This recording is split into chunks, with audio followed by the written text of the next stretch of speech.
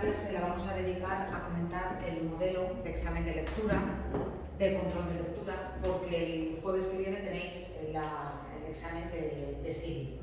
Entonces, bueno, esto es un examen de lengua castellana y, como siempre, naturalmente hay que tener en cuenta la presentación y también la ortografía. En esta asignatura no solamente es importante lo que se cuenta, sino también cómo se cuenta y contarlo bien. Entonces, hay que tener en cuenta que las faltas descuentan, que hay que utilizar un registro adecuado, que hay que escribir todas las palabras, en fin, ese tipo de cosas que hay que tener siempre en cuenta. La primera parte del examen va a ser una parte de preguntas tipo test. Va a haber como cuatro puntos más o menos, la puntuación va a ser más o menos la misma que la de este examen, muy poca variación, igual muy poca variación.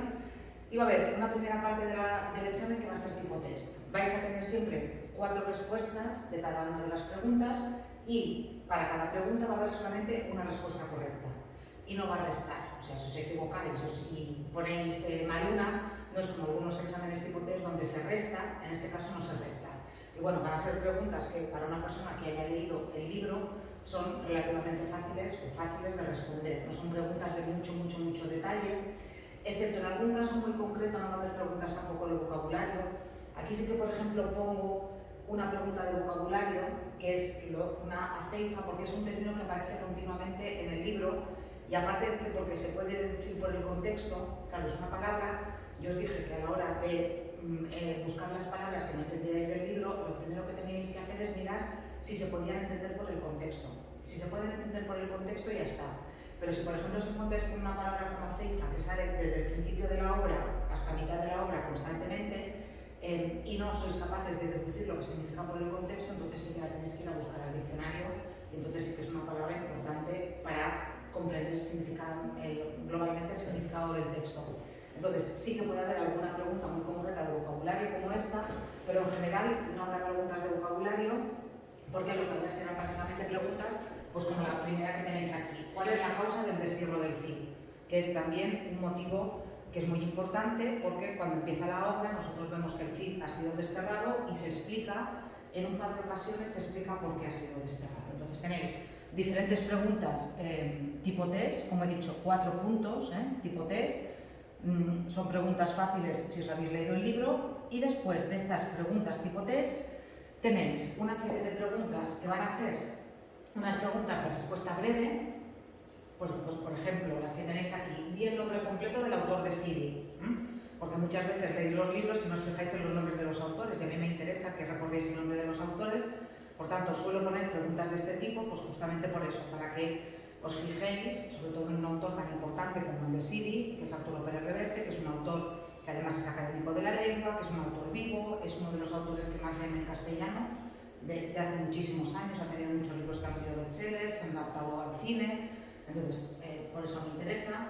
Después, preguntas, pues, por ejemplo, la novela se subtitula Un relato de frontera. Bueno, ¿por qué es un relato de frontera? ¿Cuál es el nombre de la espada del Cid? ¿Cómo consigue el Cid esa espada? Y después explica si crees que el Cid es un mercenario, de acuerdo con la definición que hay aquí del término. Por tanto, va a haber algunas preguntas de estas de respuesta breve, de cosas también bastante concretas de la obra, o en este caso, pues, el nombre del autor o el título.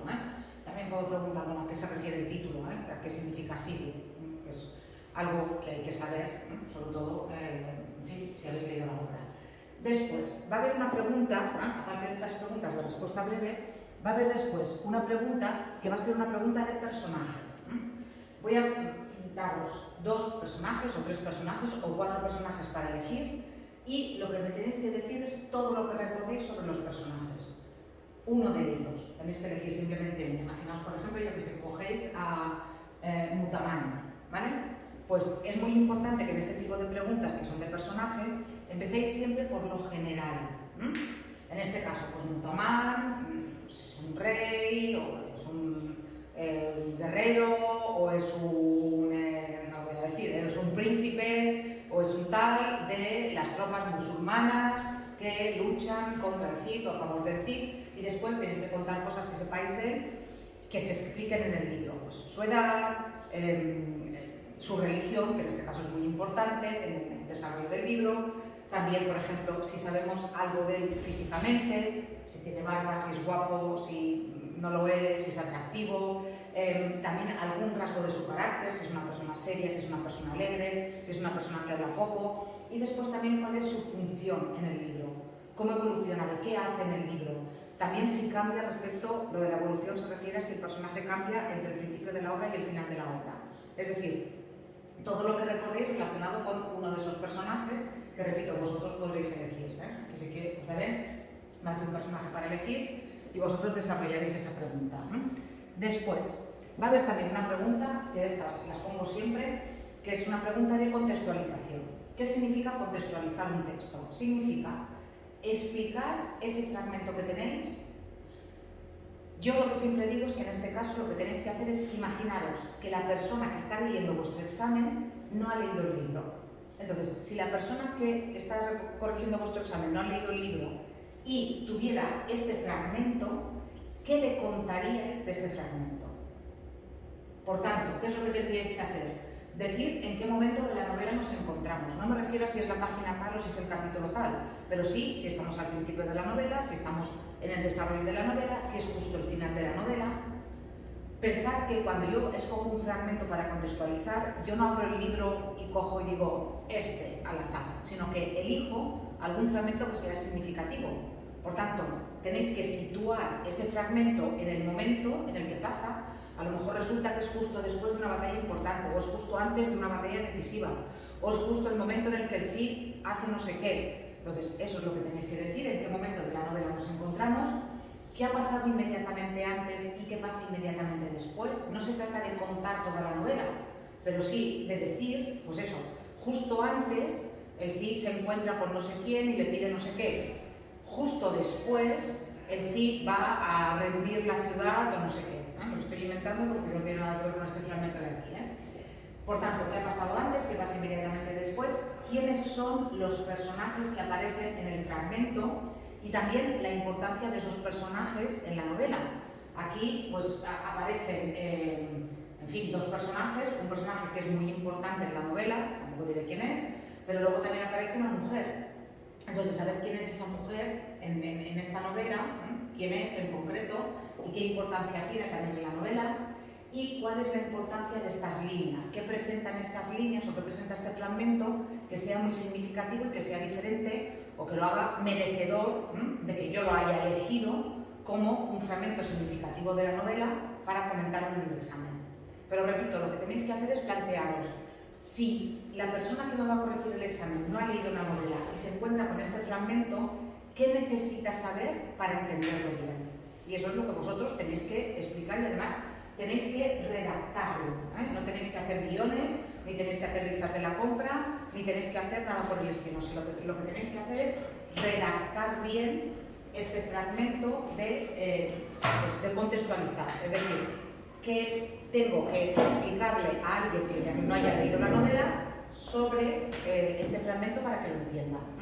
Después, lo que he explicado antes está todo grabado, puedes ver el principio del fragmento y ya está, del texto, del vídeo. Por tanto, una pregunta de contextualización, seguro que también va a haber. Repito, va a haber una pregunta tipo test, va a haber una pregunta de algunas respuestas cortas, va a haber una pregunta de personaje, va a haber una pregunta de contextualización. Después, es bastante probable que ponga una pregunta tipo esta que tenéis aquí, que a mí me gustan bastante porque este tipo de preguntas son este tipo de preguntas que demuestran que habéis leído la novela y que la habéis leído bien. Por ejemplo, aquí, en este caso, frases o fragmentos que son de la novela. Y lo que tenéis que decir es quién dice este fragmento o esta frase, a quién se lo dice y en qué circunstancias o qué contexto o en qué momento de la novela se las dice. Por ejemplo, las leyendas solo sobreviven vistas de lejos. Esta es una frase que le dice el Cid a Minaya. ¿Y en qué contexto? Cuando Minaya le dice que los hombres del Cid están un poco bajos de moral y que necesitan que, en fin, que su jefe, en este caso, que el Cid, les anime un poco. Entonces, es en ese contexto, en ese momento, cuando el Cid le dice estas palabras a Minaya. Entonces, eso es lo que tenéis que hacer. Tenéis aquí, yo que sé, nos escondimos y logramos escapar. Después mi hermano se fue al norte, creo, nunca volví a verlo. A mí me acogieron en el monasterio. Con que hayáis leído el principio de la novela, vais a saber quién dice estas palabras, a quién se las dice y en qué contexto se las dice. Porque esto es prácticamente al principio de la novela. Este personaje que aparece aquí aparece prácticamente al principio de la novela. Por tanto, eso es lo que tendréis en esta pregunta. Y después tenéis, ya está, ya no tenéis más preguntas, porque a veces pongo una de opinión personal, un tipo de pregunta de, imagínate que tu hijo, tu sobrino, tu hermano tiene que leer esta novela y te pide opinión. Escribe un correo electrónico en 10 o 12 líneas en la que le cuentes tu parecer sobre la novela. O a veces he puesto una pregunta del tipo, imagínate que tienes que escribir un pequeño artículo para el anuario del centro explicando cuál es tu opinión sobre Siri. Entonces ahí también tendréis que hacer un pequeño texto explicando qué os ha parecido la novela. ¿De acuerdo? Pero básicamente el examen va a ser así. Si habéis leído la novela, el examen no es difícil. No es nada difícil. Primero, repito, tenéis las preguntas tipo test que nos restan. Después tenéis estas preguntas más cortas, después tenéis una pregunta de personaje y además en esta pregunta de personaje vais a tener diferentes personajes para elegir y podéis elegir el que prefiráis, el que mejor os sepáis, y después va a haber alguna pregunta de este tipo o alguna pregunta de opinión personal.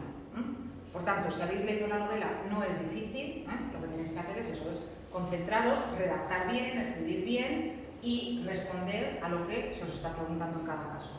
¿De acuerdo?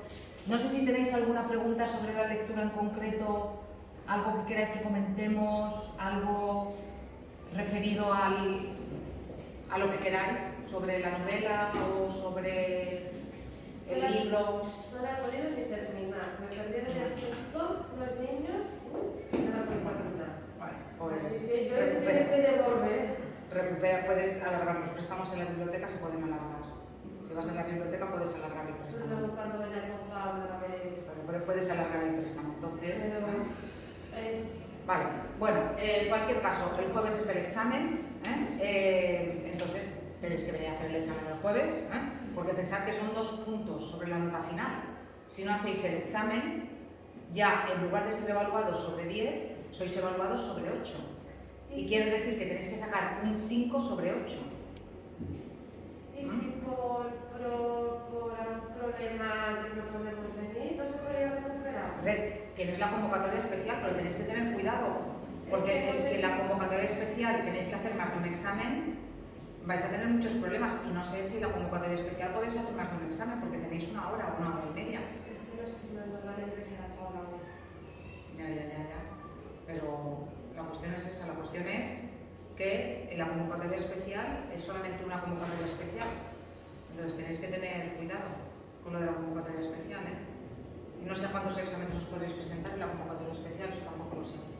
Porque Pedro, tú hiciste el examen el primero, el del primer tema. También estás igual. De todas maneras, las convocatorias especiales también las tenéis que solicitar por escrito, No podéis... el de lectura no es el tema único.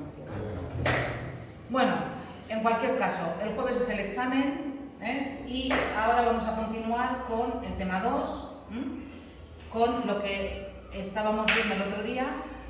El otro día, si recordáis, lo último que vimos fue la poesía religiosa de la literatura del siglo XVI. Os recuerdo, estamos hablando de la literatura del siglo XVI y dentro de la literatura del siglo XVI, que recordad, la literatura del siglo XVI es la literatura del Renacimiento.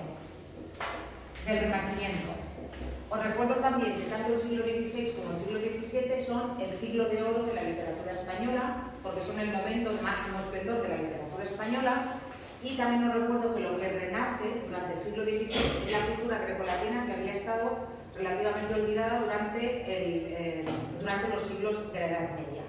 También tenéis que recordar que el Renacimiento en España viene marcado por el reinado de 2 reyes, que además son bastante diferentes en su forma de gobernar, también por causas históricas y también por causas personales. Creo que os lo conté, la primera mitad del siglo XVI es la de Carlos I, que es un rey extranjero, que trae los modos y las modas de la literatura italianizante, y por eso la poesía de la primera mitad del siglo XVI es de raíz italianizante. mientras que su hijo, Felipe II, ya es un rey español, es un rey que ha nacido en España, es un rey que está muy preocupado por la religión, fundamentalmente después de lo que pasa con Lutero y con la Reforma Protestante, entonces cierra completamente España.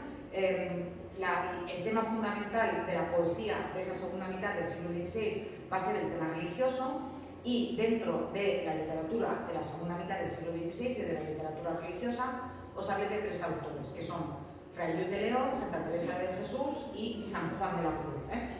Mientras que dentro de la poesía de la primera mitad del siglo XVI os hablé de Garcilaso de la Vega.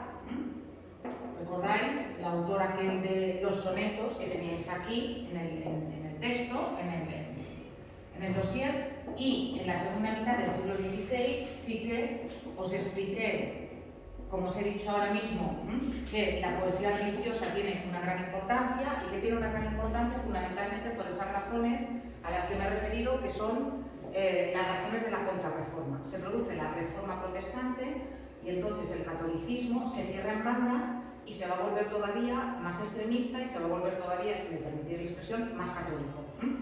Y entonces, bueno, yo os lo conté el otro día, que es el momento en el que la Inquisición quema más herejes, y son años muy duros, pero también pensad, porque también os lo expliqué, que en países protestantes también se persigue a los católicos y también se queman a los católicos o se asesinan a los católicos. Fueron años durísimos, los de la segunda mitad del siglo XVI y los del siglo XVII, años durísimos por cuestiones fundamentalmente religiosas. Entonces, aquí os hablé, como os he dicho, de San Juan, de Santa Teresa y de Fray Luis de León, que también os expliqué que son bastante diferentes, porque en el caso de San Juan y de Santa Teresa, ellos son místicos, y experimentan éxtasis místicos, que están así considerados por la Iglesia Católica, y por eso ellos son santos, y Fray Luis de León simplemente es un asceta. Es un autor que considera, tanto en su poesía como en su vida, tanto como autor como persona, que lo importante es ser feliz con lo que uno tiene, conformarse con el justo medio, no aspirar nunca a más, no ser, de alguna manera, no tener mucho interés en acumular cosas, en acumular cargos, en acumular riquezas o en ser más que nadie, sino conformarse con los placeres sencillos, ser feliz. Por eso uno de sus poemas fundamentales es: que descansa la vida, la que huye del mundo al ruido y sigue la escondida senda por donde han ido los pocos sabios que en el mundo han sido. Es decir, conformarse con lo sencillo, un vaso de vino, agua fresca, comida muy simple, y no preocuparse, no ser una persona que tiene aspiraciones muy altas, porque si tienes esas aspiraciones muy altas, lo que te puede pasar es que al final, acabes frustrado porque esas aspiraciones nunca se van a cumplir. Y ya os digo que ese es el caso de Fray Luis de León, mientras que Santa Teresa y San Juan sí que son místicos, porque según la Iglesia Católica experimentan esos accesos en los que el alma sale de su cuerpo y se une a Dios. Esto es lo que hemos visto respecto de la poesía. ¿De qué vamos a hablar ahora? Vamos a hablar de la prosa. Vamos a hablar de la prosa. Y cuando hablamos de la prosa en el siglo XVI y en el siglo XVII, de lo que vamos a hablar es fundamentalmente de la novela. Cuando hablamos de prosa, hablamos de novela. En este caso, cuando hablamos de la literatura del siglo XVII. Mirad, si recordáis, porque es algo de lo que yo hablé en el contexto de este tema, en el siglo XV se inventa algo que va a ser fundamental para el desarrollo de la cultura y también naturalmente para el desarrollo de la literatura, y sobre todo para la extensión de la literatura, o de alguna forma para la difusión de la literatura, que es la imprenta. El hecho de que la imprenta se invente, que ya sabéis que la inventa el alemán Gutenberg a mitad del siglo XV, el hecho de que la imprenta se invente, ¿qué va a suponer? La invención de la imprenta, tenéis que pensar que va a suponer, lo tenéis aquí, lo de la imprenta, va a suponer que, ¿recordáis cómo se copiaban los libros antes a mano? ¿Lo recordáis? Cuando habíamos hablado de la Edad Media, de aquellos monjes en los monasterios, copiando cuidadosamente, poniendo después dibujitos en los libros. Copiar un libro era algo que podía llevar meses o incluso años. Había muy pocos ejemplares, y encima esos pocos ejemplares que había eran carísimos, por tanto la literatura era un lujo al alcance de muy pocos. Con la invención de la imprenta, ¿qué nos vamos a encontrar? Nos vamos a encontrar con que los libros se van a abaratar muchísimo, muchísimo de precio, muchísimo. Aparte de que los libros se van a abaratar mucho de precio, la literatura se va a popularizar, porque el hecho de que los libros estén al alcance de más gente va a provocar que más gente que en principio no tenía interés en leer, porque total no podían acceder a ningún libro, sí que van a tener interés en leer porque los libros van a ser más accesibles. ¿Eso qué va a suponer? Va a suponer que no solamente los ricos riquísimos van a poder leer, sino que también las clases medias, que diríamos hoy en día, la burguesía, que se decía en aquella época, tanto la alta burguesía como la baja burguesía. Y cuando me refiero a baja burguesía, pues me refiero, por ejemplo, pues imaginaos, yo qué sé, a un sastre que tuviera un taller en el que se cosían trajes. Pues probablemente ese sastre y probablemente su mujer tenían algún tiempo para dedicar al ocio, tenían seguramente también algún dinero que les sobraba después de pagar la casa, de pagar la comida y de pagar las necesidades básicas, y ese dinero lo podían dedicar a comprar libros. Entonces, ese es un cambio fundamental, esa es una revolución que solamente en el mundo de la cultura y en el mundo de los libros, esa revolución solamente es equiparable a la revolución que estamos viviendo ahora con Internet. O sea, el cambio de mentalidad que supuso para la gente tener acceso a los libros es solamente equiparable al cambio de mentalidad que ha supuesto para nosotros la irrupción de Internet y tener acceso a la información.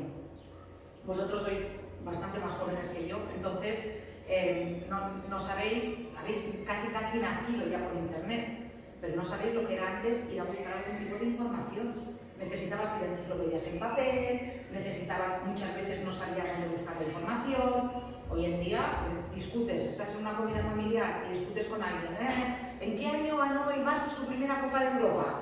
Y antes era una discusión que al final o ibas a un periódico tal, nadie sabía, ahora te vas a internet, tal, y encuentras la información.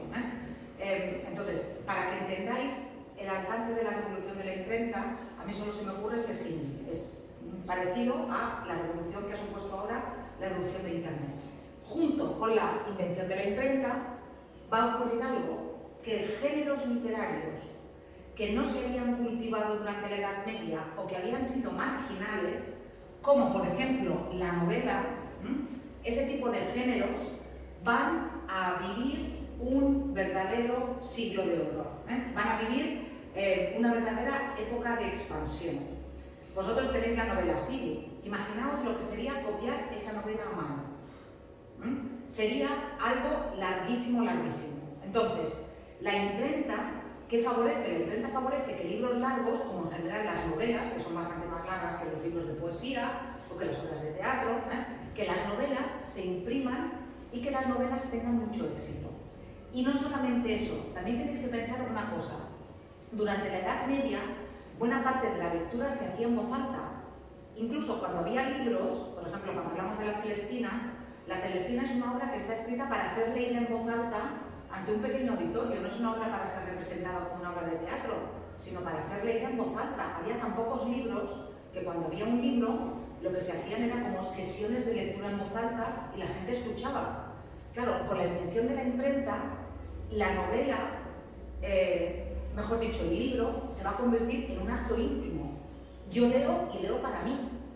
Y en el caso de las novelas, que pueden ser muy largas y que leerlas en voz alta pues supondría días o meses enteros, uno hace, deja el móvil por favor, uno lo que hace es que lee la novela para él mismo y también eso que va a favorecer, de alguna manera, va a favorecer que crezcan o que nos encontremos con diferentes géneros o subgéneros que van a ir de alguna manera dedicados a los intereses de cada persona.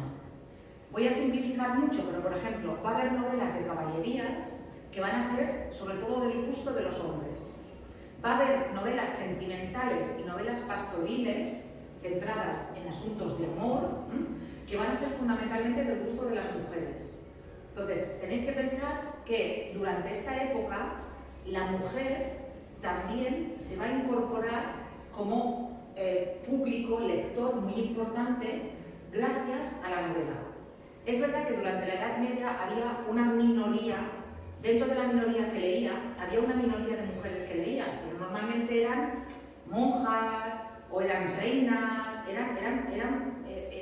ya os digo, dentro de la minoría que leía, había una minoría que eran mujeres, pero con la invención de la imprenta y la popularización del libro, vamos a encontrarnos cada vez a más mujeres que lean. Siempre repito, nunca tenéis que pensar que las clases bajas, evidentemente las campesinas, evidentemente las criadas, no estaban alfabetizadas, no leían, pero es que no estaban alfabetizadas y no han leído hasta el siglo XX. Todavía hoy en día, en Sa-Pobla, te encuentras a muchas mujeres de 80 años o de 90 años que iban a Mayán, que no saben leer ni escribir, porque si tú trabajabas en el campo, ¿para qué lo necesitabas? Esa era la mentalidad.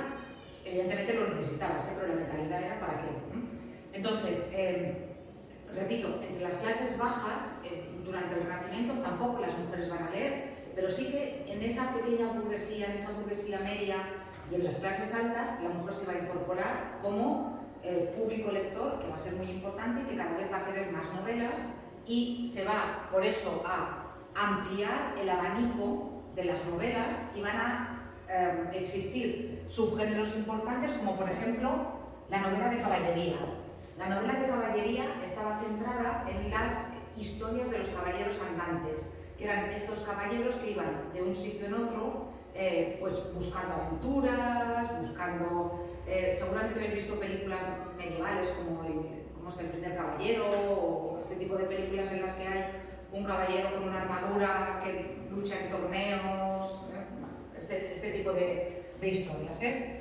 Naturalmente en las novelas de caballerías también solía haber una historia de amor, el caballero se solía enamorar de una princesa y entonces tenía que ir ganando batallas para conseguir el favor de la princesa al final y casarse con ella, era muy normal. Esa es la novela de caballerías. Vale, ¿Sí? vale. Después también nos encontrábamos con la novela pastoril. En el caso de la novela pastoril, lo que había era historias de amor entre diferentes pastores que vivían en el campo, pero tenéis que pensar que estos pastores en realidad no se dedicaban a cuidar a las cabras ni a las ovejas, sino que eran condes o condesas o marqueses o personas de clase muy alta que habían vivido un desengaño amoroso terrible y que se habían ido a refugiar al campo. Y allí, curiosamente, se encontraban con otro pastor al lado, que también era un marqués o un conde o un príncipe que había abandonado la corte por alguna razón, se enamoraban, y entonces en lugar de dedicarse a cortejar a las ovejas, lo que se dedicaban era a cortejarse a sí mismos. Ya os digo, es un género muy artificial, muy artificioso, pero muy del gusto del Renacimiento, porque está además situados en esa naturaleza idílica, que es uno de los temas fundamentales de la época. La novela bizantina era una novela de aventuras. Era una novela que solía empezar con una pareja de amantes, de dos jóvenes que se querían, que se iban a casar o que se habían casado hace muy poco tiempo, que por algún tipo de vicisitud se separaban al principio de la novela y que durante toda la novela se iban buscando el uno a la otra y iban pasando un montón de aventuras mientras al final, mientras iban buscando y luego al final siempre tenía un final feliz y se encontraban. Eran novelas en las que pasaban muchas cosas, ya os digo, había naufragios, secuestros, identidades falsas, disfraces, fue un género muy del gusto de la época. La novela morisca. ¿De qué trataba la novela morisca? La novela morisca, de alguna manera, Sidi es una novela morisca, pero cuidado, ¿por qué es una novela morisca? ¿Por qué no es exactamente una novela morisca? Porque la novela morisca es propia de los siglos XVI y XVII. Y Sidi es una novela escrita en el siglo XXI. ¿Qué eran las novelas moriscas? Eran las novelas que trataban de historias que sucedían a cristianos y a musulmanes en la época de la conquista de la península. Efectivamente. Entonces, eran historias en las que, pues, por ejemplo, la historia más famosa es la de la Bencerraje y la hermosa Jarifa, que es un cristiano que se enamora de una musulmana. Y son las aventuras que les pasan mientras luchan por ese amor. Había veces, por ejemplo, Cervantes tiene una novela morisca que es El cautivo, que es lo mismo, que es un cristiano al que cogen los musulmanes, lo tienen en la cárcel, cautivo, se escapa, huye, lo vuelven a encontrar, se vuelve a escapar. Entonces, eran historias de la frontera, historias que pasaban entre los musulmanes y los cristianos en la época de la conquista de la península. Por eso os digo que de alguna manera Siri tiene algo de novela morisca, pero no es una novela morisca. ¿Por qué? Porque cuando hablamos de novela morisca, la novela morisca está situada en los siglos XVI y XVII y no en el siglo XXI. Pero vendría a ser Siri en el siglo XVI o XVII. ¿De acuerdo? Y después, finalmente, lo más interesante probablemente de todos estos géneros es la novela picaresca. ¿Qué es la novela picaresca? La novela picaresca es un género que se inventa en España. No existe, así como hay novelas pastoriles en otras lenguas, novelas de caballerías en otras lenguas, novelas bizantinas en otras lenguas, no hay novelas picarescas en ninguna, mejor dicho, no hay novelas picarescas antes de que un autor anónimo escriba una novela que se llama El Lazarillo de Tormes. ¿Os suena El Lazarillo de Tormes? Vale. Pues El Lazarillo de Tormes es la primera novela picaresca que se escribe en cualquier lengua. Y después de El Lazarillo de Tormes, después del Lazarillo de Tormes, que es esta novela picaresca, que es la primera, vamos a encontrar muchas novelas picarescas en España y también en otras lenguas, fundamentalmente en inglés. Es muy curioso, porque los ingleses van a sentir gran admiración por el género y van a escribir novelas picarescas al modo español, pero escritas en inglés y protagonizadas por pícaros ingleses. Vale, mirad, primero, la novela picaresca es un género que, como os digo, nace con El Lazarillo de Tormes. La primera edición que se conserva de la novela es de mitad del siglo XVI. La primera edición que se conserva del Lazarillo de Tormes es del año 1554. Y atención, no sabemos quién la escribió. Es una obra anónima. Y en este caso es una obra anónima de forma consciente. ¿A qué me refiero? Me refiero a que el autor o la autora ocultó muy cuidadosamente su nombre. ¿Por qué? Porque en esta novela todos los curas que aparecen, y aparecen unos cuantos, son terribles. Terribles. O sea, detrás de la novela hay una crítica a la Iglesia brutal. Y, de hecho, esta novela estuvo prohibida por la Inquisición. Hubo unos años en los que tener un ejemplar del Lazarillo de Tormes en tu casa te podía provocar un problema con la Inquisición. Por lo que os he dicho, ¿quién narra esta historia? Esta es la historia de un niño, de una familia muy pobre, muy pobre, muy pobre. Cuando el niño tiene 8 años, su madre ve que no lo puede mantener, no tiene para darle de comer, y entonces la madre trabaja en una posada. Por allí pasa un ciego. El ciego va solo, normalmente los ciegos iban acompañados por un niño que les ayudaba, lo que es un lazarillo, ¿sí? Entonces, este ciego que va sin compañía necesita un niño que lo acompañe por los diferentes pueblos de España donde él va básicamente pidiendo limosna, y su madre se lo da al ciego y le dice que lo cuide como si fuera hijo suyo, que ya no lo puede mantener. Entonces, el ciego está con el niño, el ciego lo trata fatal, fatal. Le da golpes, lo maltrata, el niño pasa muchísima hambre, y llega un momento en que Lázaro se venga del ciego, lo abandona, después de hacer que el ciego se pegue un golpe terrible contra una columna, le hace saltar un río y le dice: salte, salte por aquí, salte por aquí. Y resulta que salta y el ciego coge mucho impulso y se pega contra una columna, y Lázaro lo deja ahí tirado en el río y sale corriendo. Pero después de este ciego, él tiene diferentes amos, va pasando por diferentes amos. La mayoría son curas o capellanes, tienen algo que ver, son cargos eclesiásticos. Todos lo tratan fatal, fatal, fatal, y entonces lo que hay en el fondo, en la obra, es una crítica brutal a la Iglesia Católica. Y esos amos eclesiásticos por los que Lázaro va pasando son la razón por la cual el autor ocultó su nombre, porque probablemente le hubiera costado algunos años de cárcel de la Inquisición, si no la muerte, por la Inquisición. Ya os digo que la Inquisición publicaba un índice de libros prohibidos, y algunos años el Lazarillo de Tormes estaba en ese índice de libros prohibidos. Bueno, a partir del Lazarillo de Tormes se crea un género literario que tiene estas características que tenéis aquí. El protagonista es siempre un pícaro o una pícara, porque también hubo novela picaresca protagonizada por mujeres, sobre todo en el siglo XVII. hubo bastantes novelas picarescas protagonizadas por mujeres, pero el pícaro o la pícara es un antihéroe. ¿Por qué? Porque es una persona que solamente lucha por sobrevivir. Si tiene que robar, si tiene que mentir, si tiene que maltratar, si tiene que hacer lo que sea para sobrevivir, lo hace, porque lo necesita, porque eso es parte de su supervivencia. Si no roba, si no miente, si no delinque, probablemente va a morir. Entonces, para sobrevivir, tiene que hacer eso. Y luego llega un momento en que ya probablemente no lo necesitaría, porque ya tiene una cierta posición en la vida, pero lo sigue haciendo pues porque lo ha hecho hasta ese momento. Y le da miedo volver a la casilla de salida, le da miedo perder lo poco que tiene en ese momento. Entonces, su vida está completamente opuesta a la del caballero. ¿Por qué? Por lo que os he dicho, es un golfillo que está dispuesto a todo por dinero. Por eso roba, engaña, miente, desea ascender de clase. ¿Por qué? Porque pasa muchísima hambre. Sobre todo al principio de las novelas picarescas, los pícaros pasan mucha hambre. Y por eso sobrevive, porque normalmente son personajes graciosos que tienen además mucho ingenio, tienen la inteligencia del pillo, la inteligencia del que no tiene nada, ¿vale? Después, son siempre novelas autobiográficas. ¿Eso qué significa? Cuidado, más que autobiográficas, son pseudo-autobiográficas. ¿Qué supone que sean pseudo-autobiográficas? Que en realidad están escritas como si fueran una autobiografía, es decir, están contadas en primera persona, pero en realidad no son los niños los que escriben las novelas.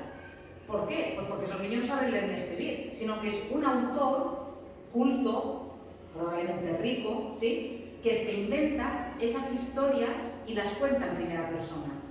¿De acuerdo? Pero no son los niños los que las escriben, sino que es un autor que cuenta esas historias y los personajes son personajes inventados, pero que de alguna manera reflejan muy bien esos niños abandonados que vivían durante aquellos siglos en España. ¿Sí? El pícaro nos cuenta su paso normalmente de forma ordenada, desde la niñez hasta la edad adulta, siempre con su punto de vista único, que es el pícaro. Él justifica todo lo que hace. Siempre son libros de autojustificación. Muchas veces estas obras están escritas a modo de carta a alguien importante. Por ejemplo, Lázaro de Tormes empieza: pues sepa vuestra merced que mi nombre es Lázaro, que yo nací en una aldea de Salamanca, tal, mi madre me tuvo en el río Tormes, por eso tomé el sobrenombre de Lázaro de Tormes. Entonces, es una carta en la que, en primera persona, ese niño le cuenta a alguien de clase más elevada por qué ha llegado hasta donde ha llegado. Esto es lo que se conoce como género epistolar. Epistolar significa carta. Epístola es lo mismo que carta. Por eso, género epistolar está escrito en forma de carta.